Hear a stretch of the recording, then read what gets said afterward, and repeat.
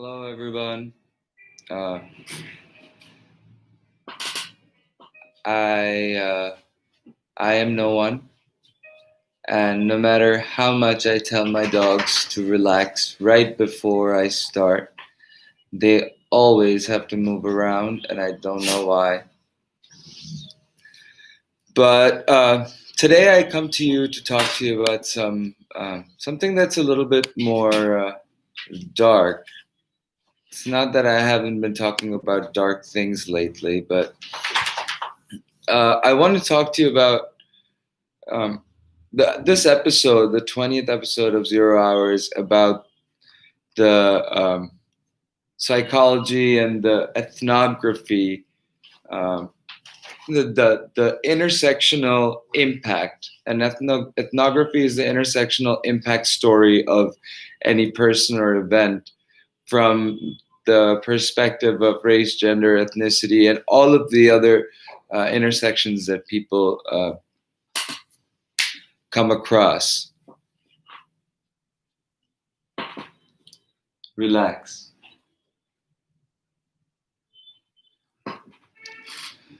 So, the reason why I'm talking about sociopathy and supremacy, the legacy of it, is because it's very relevant to the history of Western civilization, and it is also very relevant to the history of, civilization in general throughout history. And I'm just going to preface anything that I start out by saying that uh,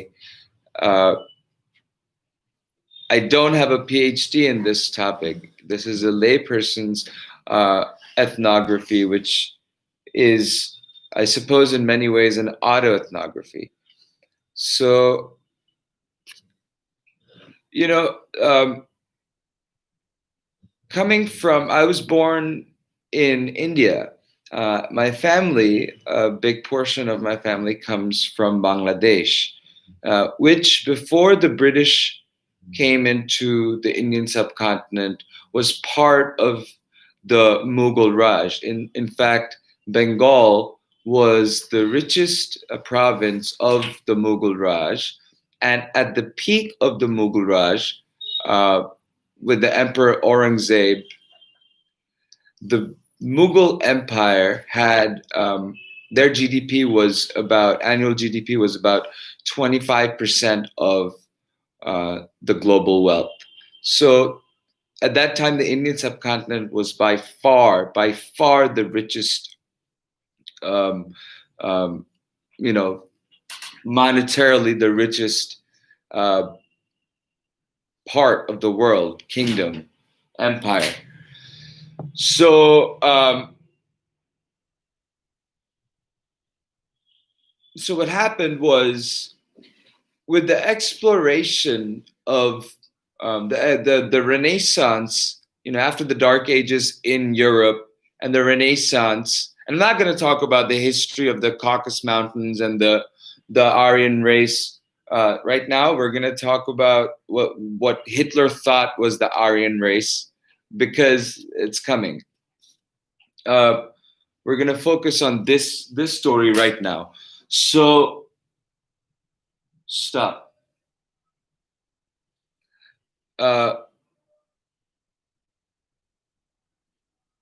So when after the Dark Ages, the Renaissance happened. The European powers, all of them, the Belgians, the Dutch, the Portuguese, the Germans, and in the earlier part of the European,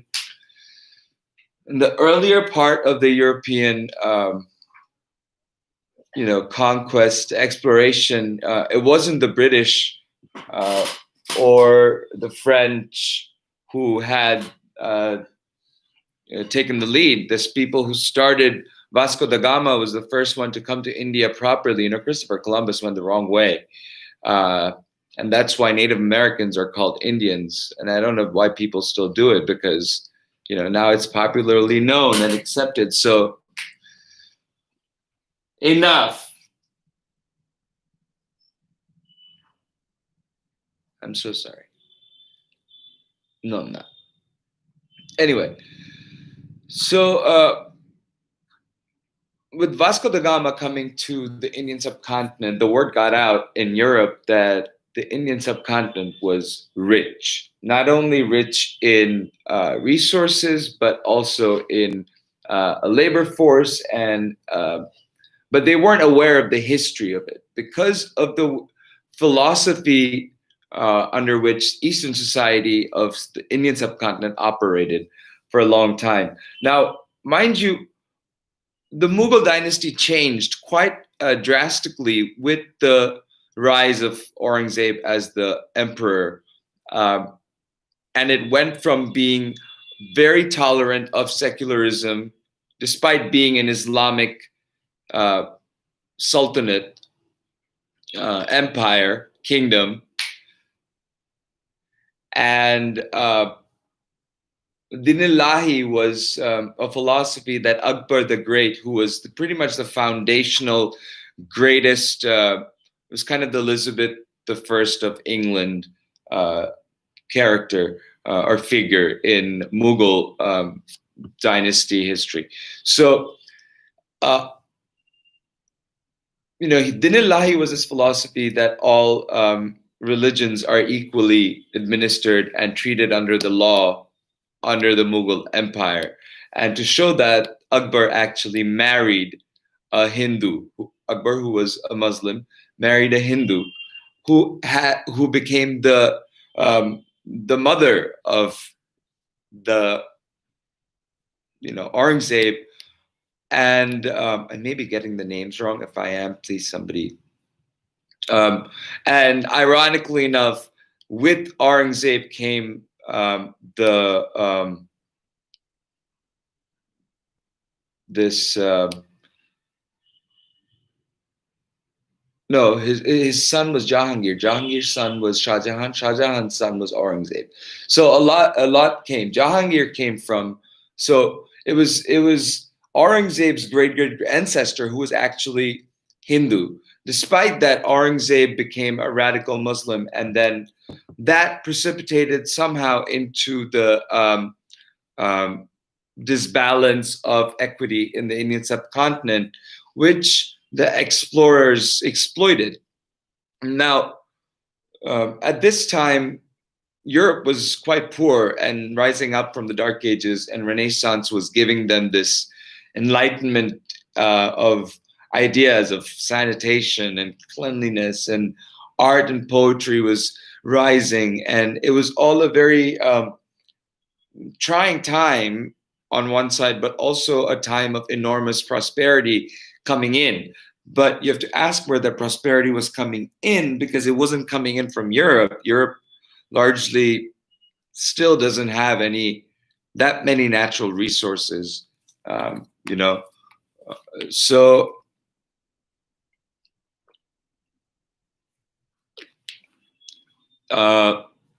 and Africa, the African continent was once the African continent was discovered. Africa is by leaps and bounds more mineral rich than the Indian subcontinent. India is practically drained, absolutely drained. It's only thing that's left is coal. Um, but it's not because India didn't have it. It's because it from 1498 up to 1945, the European explorers and powers came and strategically siphoned out all of the resources of the Indian subcontinent, and even and they started that in 1500, and then they even up to 1799, which was what 1500 to 1799. That's all 299 years. India was able to manage this loot. That's how wealthy the Indian subcontinent was.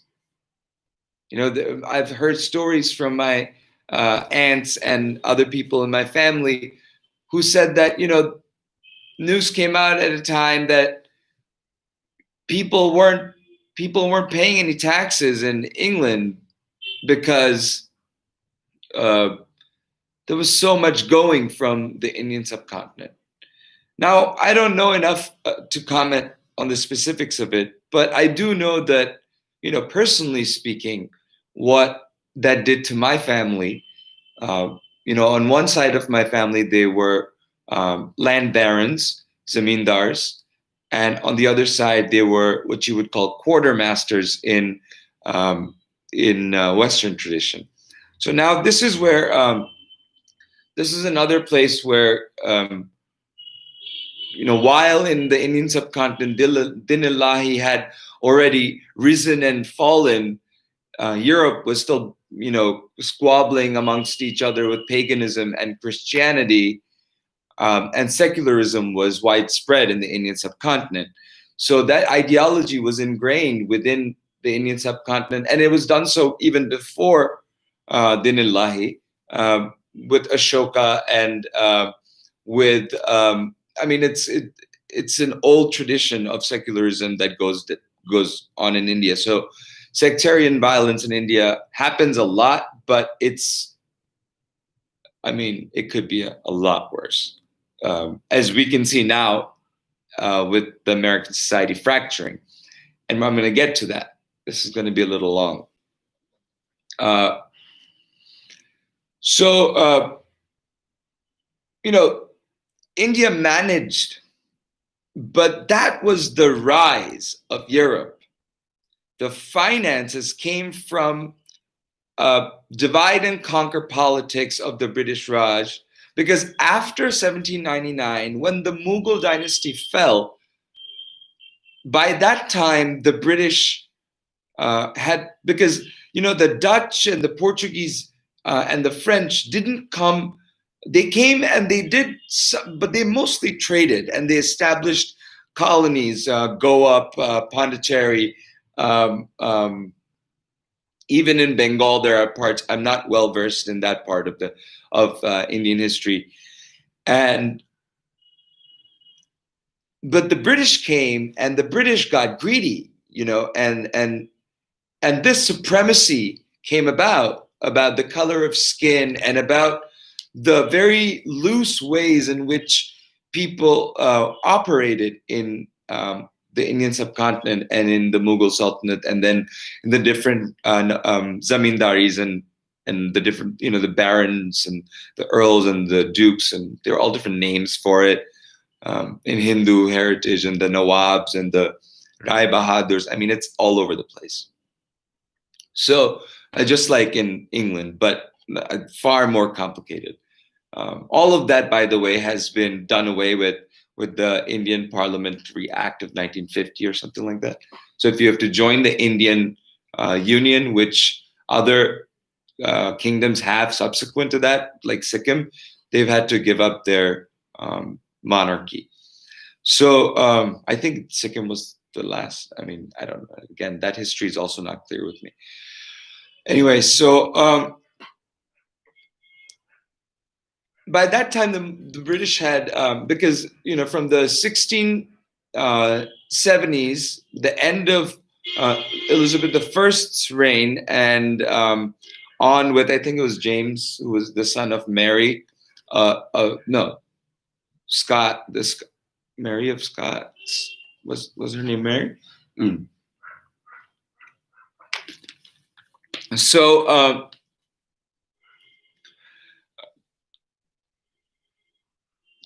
from that period until 1799, when the British 1699, I'm sorry, not 1799. 1799 and other things happens between, 1699 is when the crown, I think Queen Victoria, issued the charter to the British East India Company to do trade with India. Because by 1699, they had pretty much taken all looted the Mughal treasury, and divided and conquered the zamindars and zamindaris and the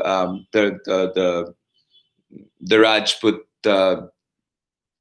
kings in Rajasthan, and effectively made them feel uh, loyal to money and squabble amongst one another for resources, and created this pandemonium that drew people closer to the British gunpowder army than the more secular, peace-loving society that the Indian subcontinent was. War was an absolute necessity in the Indian subcontinent, and this is where I said, quartermasters. In the Western societies, in the knighthood traditions, uh, when you read history about European feudal systems, it's very knight-oriented, right? Because you have you have the dukes and the viscounts and the earls and um, then you have the knights, and then you have the guilds and so on and so forth. Then you have within the dukedoms or the whatever you call them, there were quartermasters. Quartermasters effectively were part of responsible or landlorded, leased, um, or fee simple. I don't know how exactly, to take care of a quarter of the duke's estate and also reap its benefits. So, but then the knighthood, the knighting, which is what people really paid attention to, was more about warfare, was more about the tradition of the West and Western conquest, which was war oriented, which was literal physical conquest oriented. I mean, for that, you just go and read medieval European history. I don't have to tell you anything about it. Read about the Crusades and all of the politics that went behind it, about the separation of the church, having the two popes, and then having the separation of the Catholics and the Protestants, and God knows how many factions of Christendom there are right now. But Christ, I tell you, is not anywhere in most of them.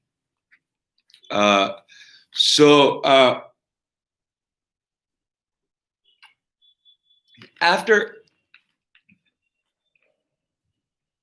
where was that? So we go to, so that distinction, that the tradition of the knight was far more important than the tradition of the quartermaster. Here they're called chaudhries, and if you say the word chaudhry, chaudhuri in Bengali, or chaudhry in, if you're saying in English, or chaudhry, I don't know. It's a quarter title, quartermaster title. But this quartermaster title is more agrarian. It's more trade based. So one of my ancestors received the quartermastery from Rai Bahadur, which was equivalent to a duke, for taking care of their tea gardens, and from there yielded wealth, and the family flourished and then went on to business. But the title remains, and the prestige remains until 1950, and then it all went to shit. But that tradition isn't as held up. So even today, that last name, that title, has some sway, not sway, but people know that you come from, and there's an ancestral history that's tied to this land. And it's a leadership position, and because of sectarian violence in India, incidentally, that title in many parts of rural and radical India, radicalized India, that is used as a title of oppression even to this day. So despite not being having any sort of value or weight like in the British system.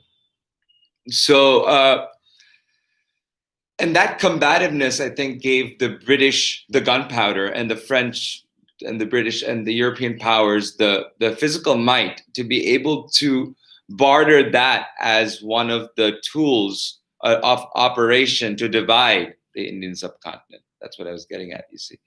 So, but that wouldn't have happened without the dissolution of the Mughal Empire, which happened by around officially happened in 17, I don't know, something like that, around the between 1600 and 1700. That's when all of this stuff sort of culminated.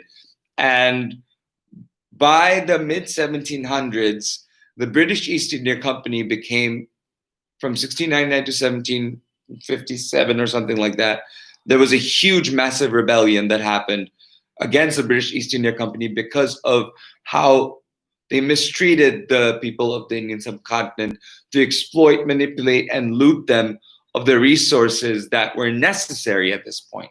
Because by now, all the surplus had been taken away. Uh, and by the way, I'm telling you from this vantage point, but mind you, this was also happening widespread all across Africa. And Africa was being colonized at this point by many, many, many other the other explorers, because by now India and South Africa had been become colonies of Britain. So there were other, and I don't know enough about African colonial history to tell you, but I have read The Heart of Darkness and Congo, and I think Congo is Belgian. I don't know. And that was happening over there as well. And so there was a lot of migration happening at that time. Mahatma Gandhi, who became Bapuji, who liberated India from the British in a loincloth, and Winston Churchill hated him, actually was a lawyer, practicing lawyer in South Africa, when he was treated as a second-class citizen or a third-class citizen despite having a first-class ticket on a train. And he refused to get off, and he was kicked off, and that spiraled out of the British being kicked out of India. That's kind of the vengeance of a true leader of humanity. And so that was followed by Mandela and King, and then Mandela. And that's why this story is important, because I was getting to Martin Luther King Jr.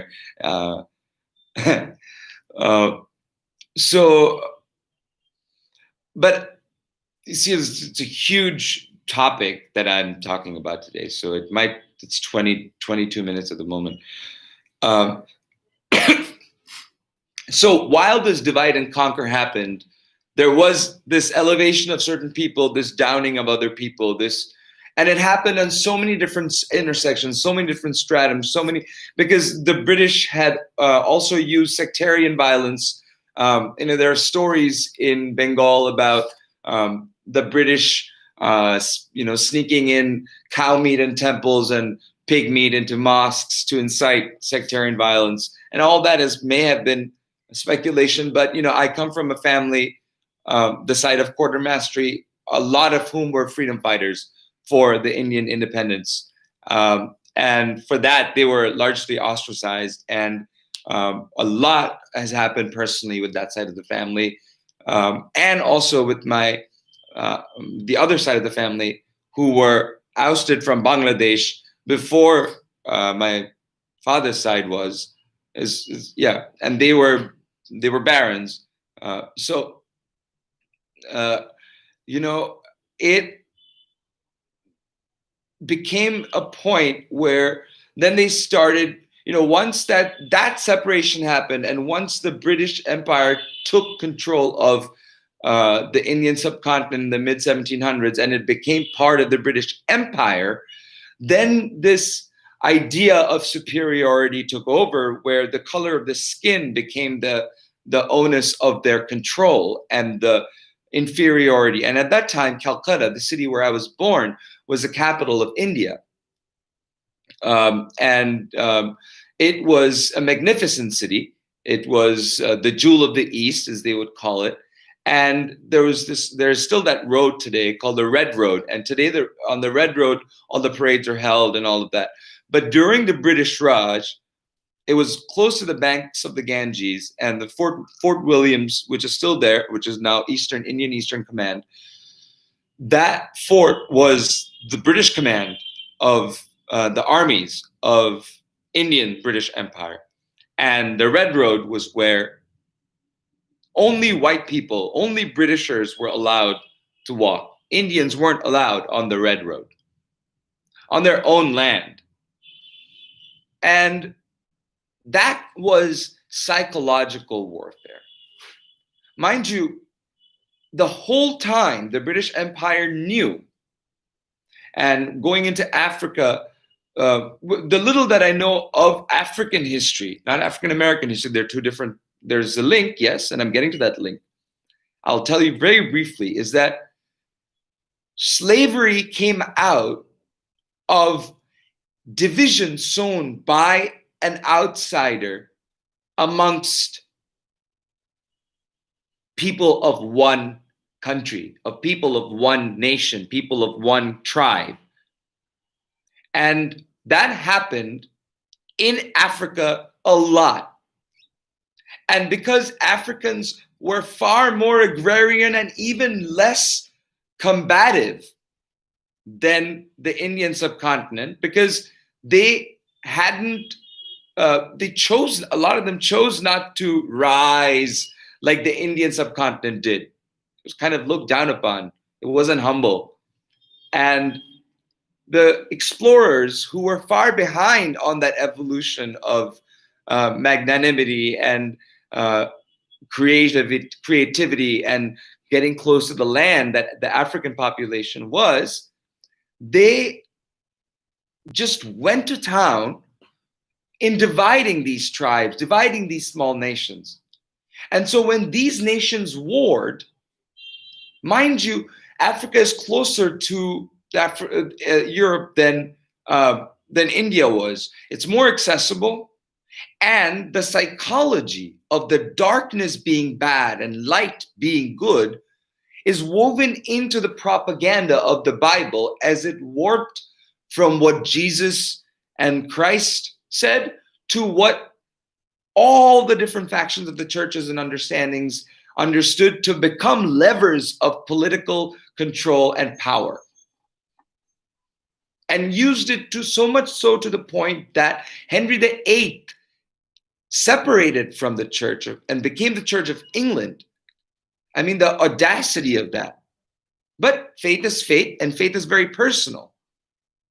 In fact, faith is the only very personal thing that should be, in my opinion. But that's an opinion, and that's kind of like an elbow, or elbow being the euphemism for the other part of the body. The rest of it wasn't elbow, though. The rest of it was actually, you can go verify it in history books. So that's a break. It's almost a half an hour. Anyway, don't go away. There's two people. Thank you so much for being here. Thank you. So let's skip right into it, right? So the colonizers mechanized this black-white paradigm, tied it to Bible, tied it to the politics of the missionary, flooded the African continent with missionaries and the ideology of this disparity. Because missionaries on one side went actually to spread the gospel of Jesus Christ, but the lever that worked behind it, the politics, whether they were aware of it or not, was heavily at work in lowering the African color, which is pure melanin, because it's much hotter in Africa and you need that skin color to protect yourself from the sun, versus European people and Caucasian people who come from higher latitudes and don't get the direct sunlight and therefore get low melanin. And incidentally, they love tanning like the rotten orange who's about to leave in 23 days. And that can give you cancer because you don't have the skin color. Skin cancer. Anyway, so with this fighting, they realized that not only could they monetize their resources in Africa, but they could also monetize labor.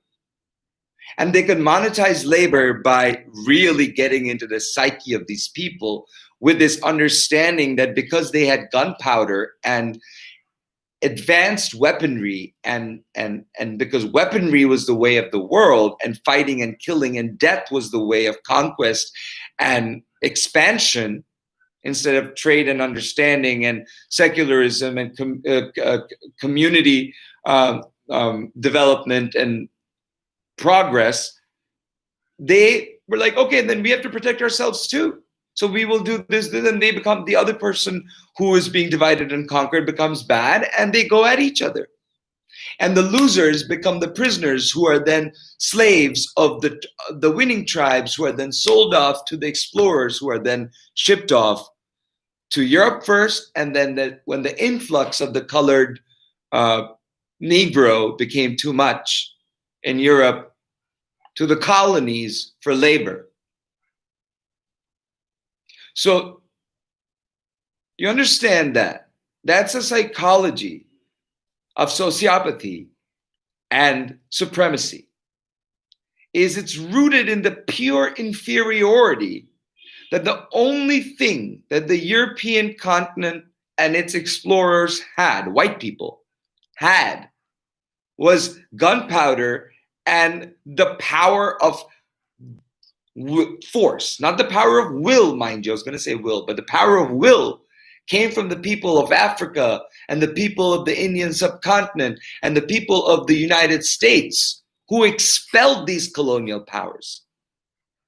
And it happened in the United States very uniquely compared to Africa and India.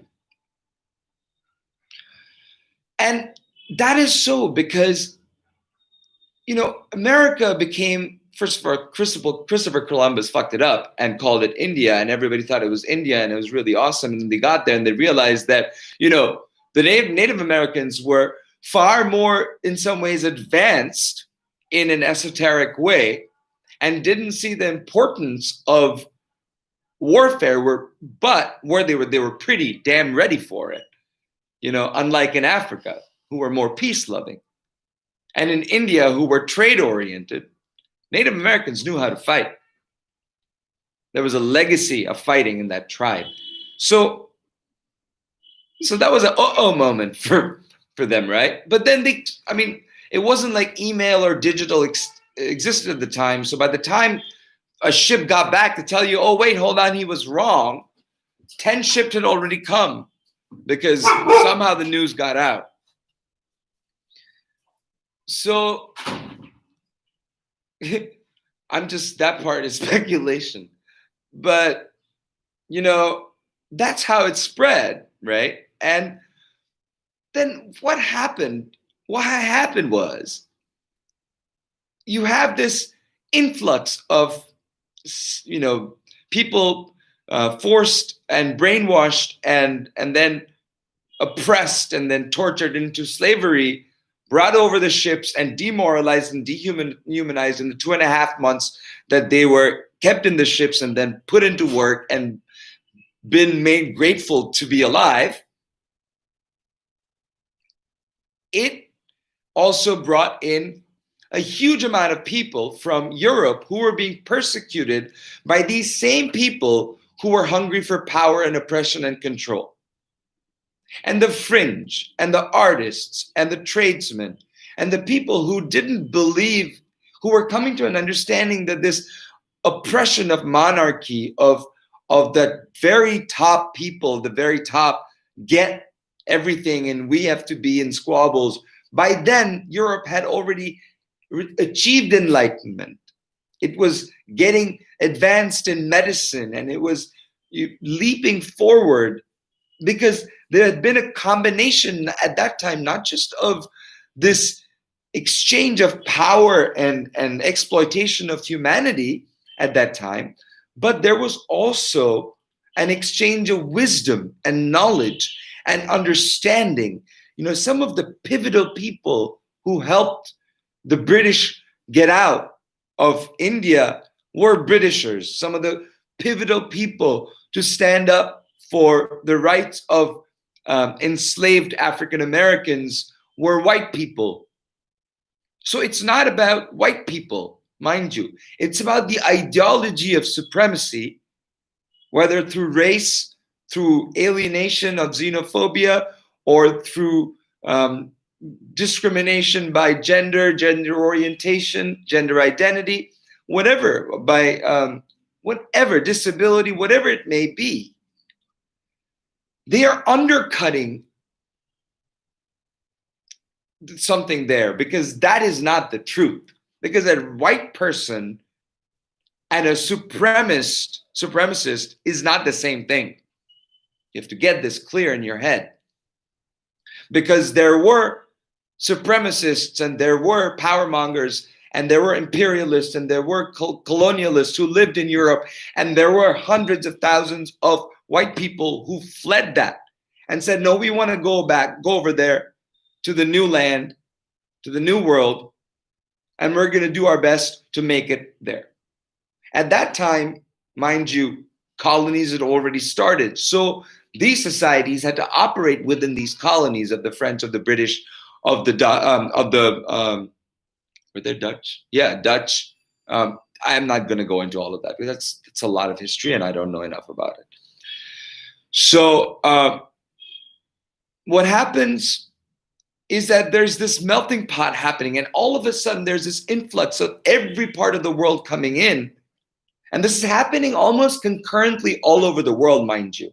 Europe is looting the world left, right, and center. Native Americans, the Africans, and the Indian subcontinent. I don't know enough about China.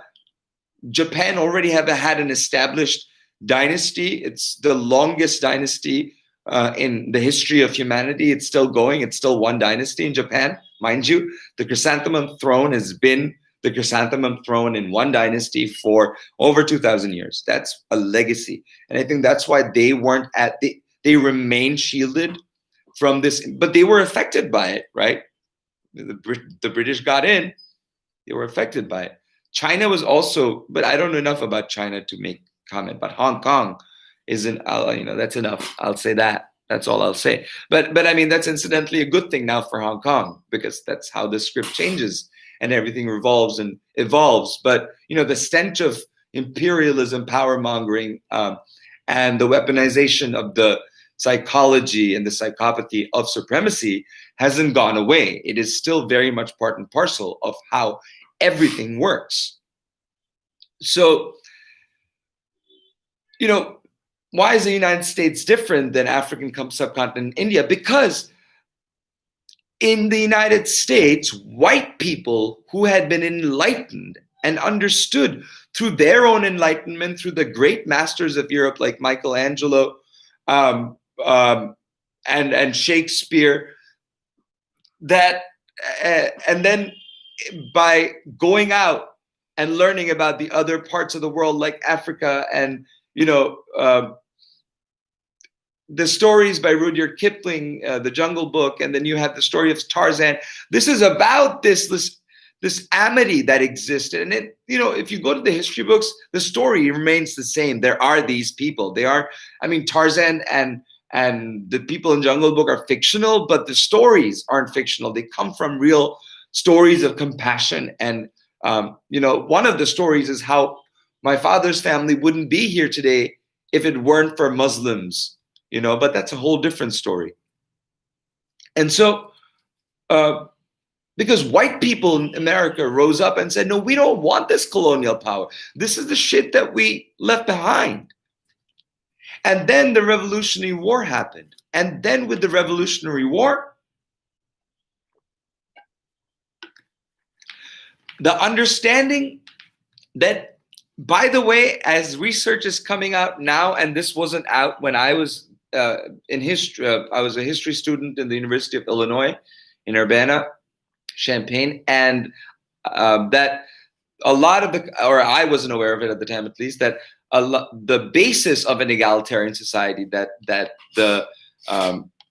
these people who had come over and who were now running from colonialism in America, after having left it in Europe, they needed a system of government that was egalitarian, and they needed to get to it. And they had the history of and legacy of democracy from Greek history, but they didn't have anything that was more indigenous. So Native American tribes also were part of the ideology of egalitarian government. And if you go to the halls of the Library of Congress and you look around and you look at the art and you look at the imagery, you will see the wisdom of the native tribes in that, and in the understanding of our founding fathers that was very important. But by then, the colonizers had decimated these tribes. And by then, this ideology of supremacy had already gotten deep into the governance paradigm. And it would be now, up to now, that it still remains. And now we'll get to the more contemporary part of it. So, with the drafting of the Declaration of Independence and then the Constitution of the United States, there was an establishment of a government of checks and balances that even on the 29th of December 2020, with a treasonous outgoing president, is holding strong. And I pray that it holds fast. I'm holding fast, and I'm praying that every other American does too. And this is why.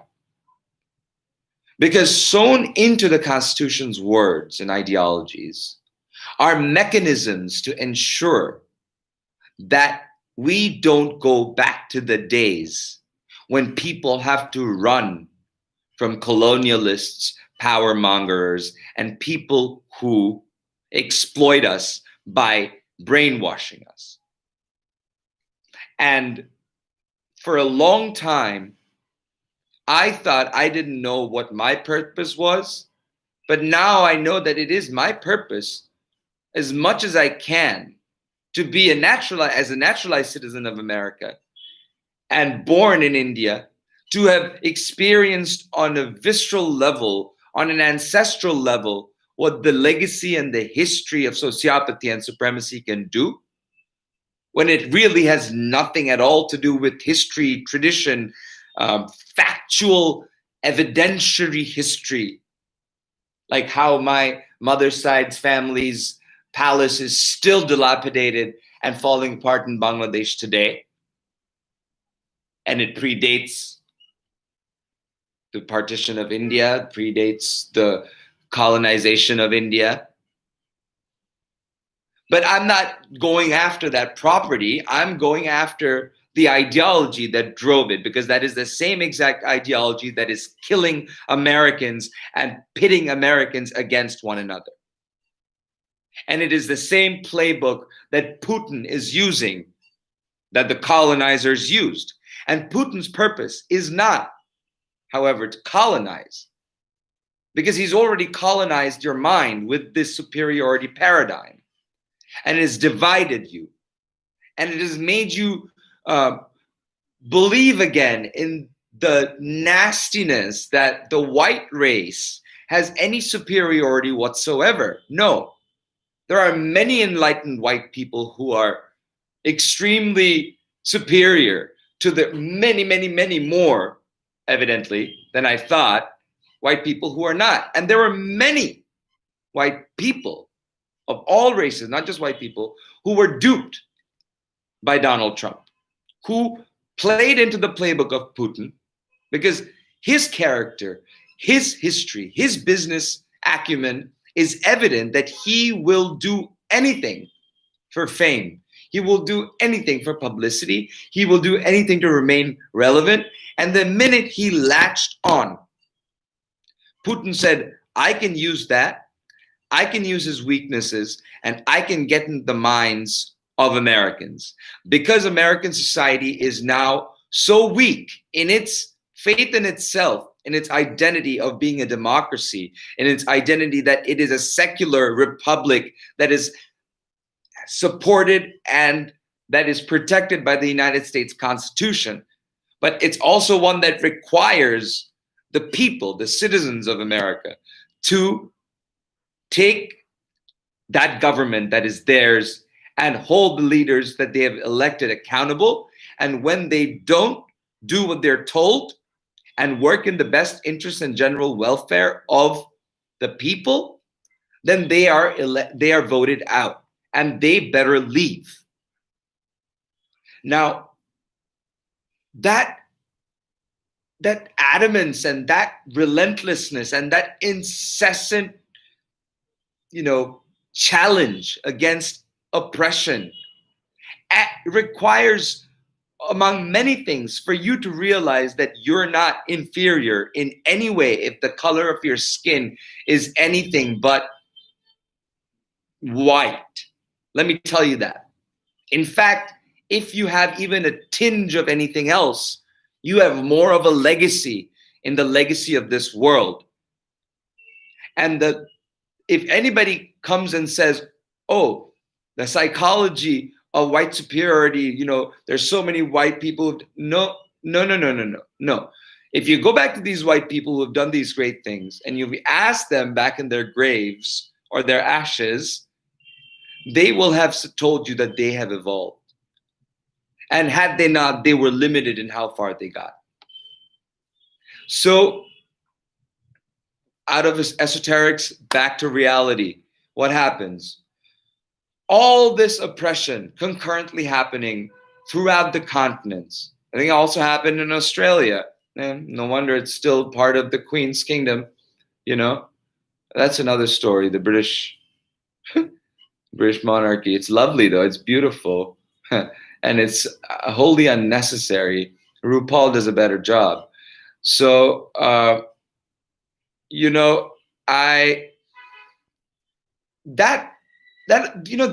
rebuke, that insult, that you come onto my land, you build your country, you build my country on my shoulders, make me pick cotton for your clothes. You go to my country and you tell me I can't walk on this road. You cut off my artisans' thumbs so they can't sew, so that cotton and that silk can be taken to Britain and then brought back and sold with taxes and surplus to Indians to siphon more money out. Yeah. If that is your legacy, I don't want to be part of that legacy. I want to be part of the American legacy of the United States Constitution, because our founding fathers saw this coming. Our founding fathers knew that this level of oppression that's inundated with the blasphemy of misunderstanding faith, by manipulating faith at all levels, whether it be Christian or Muslim or whatever it is, by using them as matters of discrimination instead of matters of unity, they are being used as power-mongering tools. They are being used to make you think what they want you to think. That's what fake news means. When they say fake news, I'll reiterate, as I have in previous videos, that fake, the opposite of fake, is real. The opposite of fake is not true. The opposite of true is false. So when someone says, and the news is either real or it's fake, well, it's real. It's happening. They're telling you the numbers are coming in. Here are the votes. That's called evidence. These are the facts. Now, when somebody says that's the news and somebody adds the word fake in front of it, your mind, which is conditioned from a very young age to know that the opposite of fake is real, will go immediately to say that, okay, the news is not real. Therefore, I won't even look at it. What do I look at? Okay, this person who's telling me seems to be reliable enough, so I'll tell. And this person will, for as long as it takes to get your trust, that's what confidence men do. That's what imperialists do. That's what colonialists do. That's what authoritarians do. They will give you a little bit. They'll give some of those tax breaks to the billionaires, so they keep funding those campaigns. They'll keep giving little $600 tips here and there. $1,200, which haven't reached a lot of people. The first one, including myself. And they will keep on. And you know how I know that the founding fathers know this? Because in 1789, please, I may have the dates exactly wrong, late 1780s, when the amendments were drafted, the first amendment, Article the First, is still not ratified today. And you know what that amendment is? Go look it up. You don't have to believe me. It's called the Apportionment Amendment. Congressional apportionment. Congressional apportionment meant that as the population increased, there would be a representation of elected bodies in the halls of Congress that would be commensurate with the population. They recommended that it would be limited to 50,000 people per representative, House of Representatives. But at this time of the American society, that's not feasible. So my question to the government apparatus of the United States Congress is that why hasn't the apportionment amendment and the states, mind you, been ratified, amended, and worked upon and ratified to a point where at least one representative for 250,000 people? So you can say that a city the size of Indianapolis will have one representative in Congress. That's reasonable, right? I mean, right now, each House of Representatives represents approximately 708,000 people. I have written and tweeted out to my representative, Jan Schakowsky, so many times since 2011, since I was in her constituency, and I've never received anything from her, not even a word. And I'm not, I mean, if I was envious, I'd be bitching about it on every episode. I don't give a shit. But what I'm saying is that that shouldn't happen.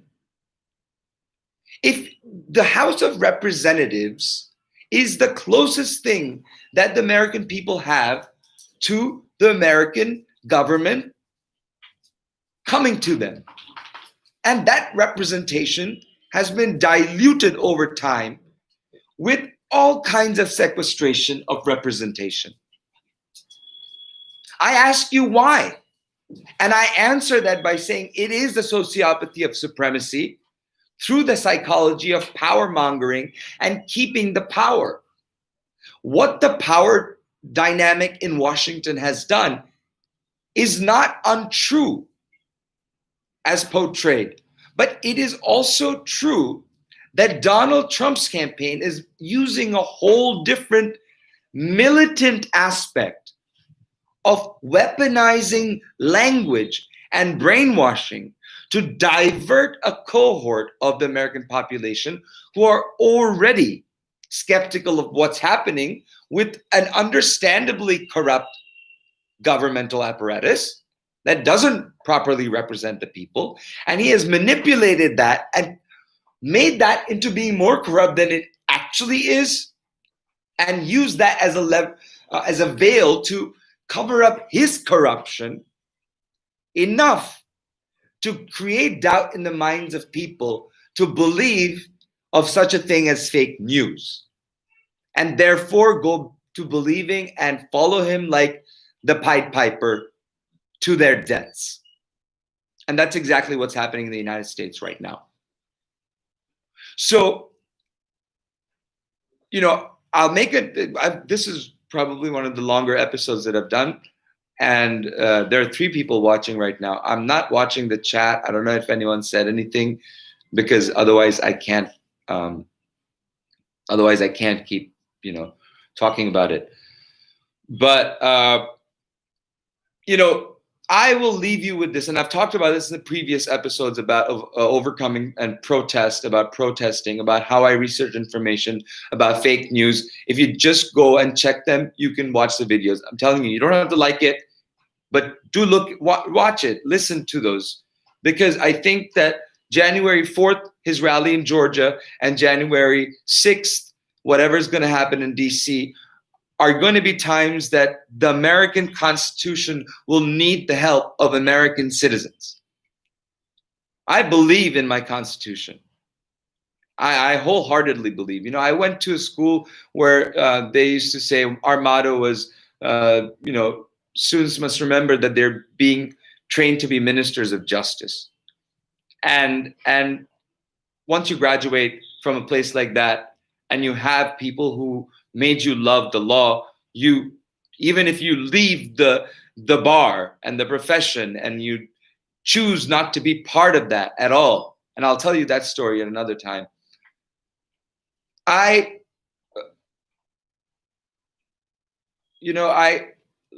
I plead you to become aware of the legacy that is American and the legacy of what Martin Luther King Jr. consolidated. He took the movements of Gandhi and he consolidated it into the racial paradigm. And he said that, look, this works. We will sit at these counters and refuse to leave. We will sit in the buses where we want and refuse to leave. Let them do whatever they want. And when the oppression and the violence became just unbearable, the world cried out. But what's happening now is markedly different, because now there are factions because of this disinformation and this fake news pandemic and epidemic that has gone all over the United States and the world, along with COVID, has created such such fear within us of what is real and what is not real, what is the truth and what is false. Because mind you, he never says false news. He only says fake news, and his cronies too. So I implore you to stop saying fake news completely and say false news to the news that's coming out of his mouth, and recondition yourselves and others around you. I implore you to strengthen your communities and build community private property. And keep doing what you're doing, but become sustainable on yourself and your community. And watch out for one another. You know, at times like these, people say that gun sales go up. Why would gun sales go up? Because people feel less secure. The people feel insecure. When do people feel insecure? When times aren't stable. There's danger. When is there danger? When you don't understand what's happening, or when there's imminent danger. Imminent danger doesn't exist in this situation because there aren't military troops or violence happening every day on a day-to-day basis, persistently on every street of America. It's happening in pockets. It's happening in areas that are being now being noticed. But there are many other parts of it. There's the militancy aspect of it that is sewn in to the movements that we're experiencing today, because people like Malcolm X, people like the leaders of the Nation of Islam, who at the very beginning had pure intents. And before that, Martin Luther King, Rosa Parks, and I mean, there are so many names. I mean, I can't even, there's so many names of these people who just John Lewis, who walked and let that thing hit me, but I'll walk and I'm going to get to the other side of the damn bridge. Like, you can't stop me from getting to the other side of that damn bridge in my country. I don't care what you say about my race, my skin color, it doesn't matter. It's not true. Why is it not true? Because I know it's not true. Because I am able to do this and you are not. Because I'm able to refrain myself from lifting up a hand to you and continue with my life despite you, spite you. If that is not the triumph of suffering, I don't know what is. I'm not asking anybody to forget what has happened. Do I sound like I forgot what has happened in this world? But I want wholeheartedly for my people to understand the value of what we have and how important it is. It is so very important that we don't let our truths that we hold dear to be taken from us. Our rights, our laws, our checks and balances, which have still held. I want my people to understand and see through the veil of this psychology of psychopathy, psychology of sociopathy and supremacy. And it's not about skin color. It's about the manipulation of skin color. It's not about race, gender. It's about the manipulation of it. It's not about information. It's about the manipulation of information into disinformation. And it is about creating that environment so that we lose faith in ourselves and follow the Pied Piper of Hamelin. In this case, the Pied Piper of Moscow. So, why did Putin do this? Because Putin blamed the United States for the dissolution of the Soviet Union. Why did the Soviet Union dissolve? Because a communist enterprise is a political apparatus. It's a most friendly accompanying economic apparatus is socialism. But that's not how the Soviet Union was. The Soviet Union became a theoretical communist, a practical authoritarian, Stalinist country that has now regurgitated Putin, who could not stand that Soviet Union was broken up, and now parts of what was Soviet Union are democracies that are fighting for their rights, that have woken up, that have enlightened collectively. And he can't stand it. I mean, Crimea should give you a hint. Belarus should give you a hint. And Donald Trump should give you a hint. Solar winds should give you a hint. Mueller report should give you a hint. Go to the videos on YouTube and watch them. I've been watching. I'm brushing up. And then I'll go on to solar winds when the hearings happen. I'm brushing up on the Mueller report. And let me tell you, the Mueller report is more damning now. I'm listening to it again because I listened to it when it was live. It's more damning now than it was back then.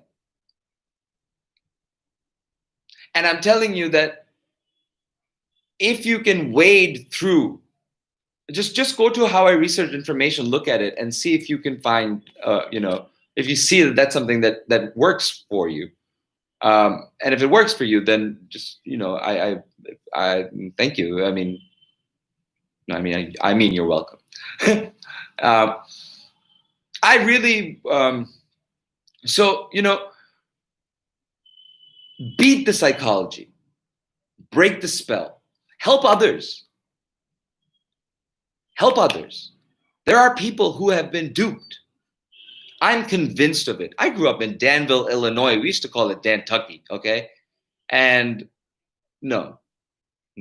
Even to this day, my mother, she's in Urbana, and she keeps telling me, oh, Danville's just, they're getting a casino. Oh, so much crime. I'm like, listen, it's still my dream that if I'm ever able to get back there, work there, and run to turn Illinois 15 non-red. And I say non-red because, I ran to be a Bernie delegate during the primaries. And when Bernie suspended his campaign, I had the choice. Because in my election primary video, you'll see that I say that Joe has a lot of baggage. And it's true. But I've also amended that in later videos to say that Joe has learned from his years, and he has grown, and if that is not more Lincoln-like, I don't know what is. But I did say Kamala Harris was going to be VP though, or that she would make the best VP candidate. That part I did say. That's in the primaries video. So,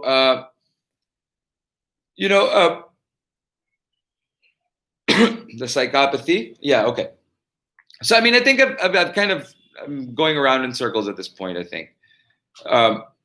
Please, thank you so much. There are 3 people here, and I don't know. I'm not watching the chat again if anyone said anything. If you have, thank you. If you have not, it's okay. And I'm not in the habit of asking for likes or subscribes. If you dislike, please say so. If you, the vitriol and the hate, it only supports me. But the 3 people watching right now is all I needed to say that, okay, well, I'm going to keep doing this.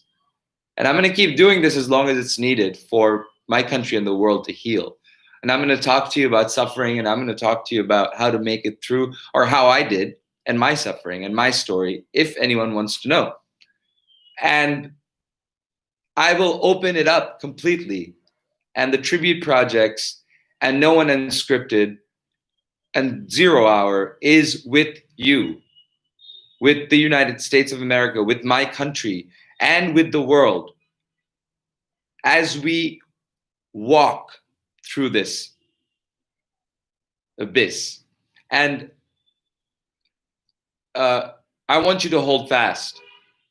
I want you to understand that we need to combat this with more love, with more information. And if you go to the seditious conspiracy video, you'll see the amount of comments. There's like 100 comments or something, and 99 of them or 95 of them are like really offensive. And the really, really offensive ones, YouTube even flagged, and I just have left them there. I don't really care. If you go to the vitriol, you'll see the level of shit that I've been to in my life. Will give you an idea. A lot of people will say, "Oh my God, I can take shit. There ain't shit that they can say to me that's going to keep me away from standing for my country and my country people." And I am probably the most limited physically I've ever been in my life. But, my mind's working still. And as long as it's working, I'm going to come at you and I'm going to tell you about these things. And I'm going to tell you the truth as I see it. And I would pray that, you would come and join me again at some point. I'm really random, really weird. So I twitch a lot, evidently. Whatever. I'm not in a fucking studio. So, love you. Mwah. Bye-bye.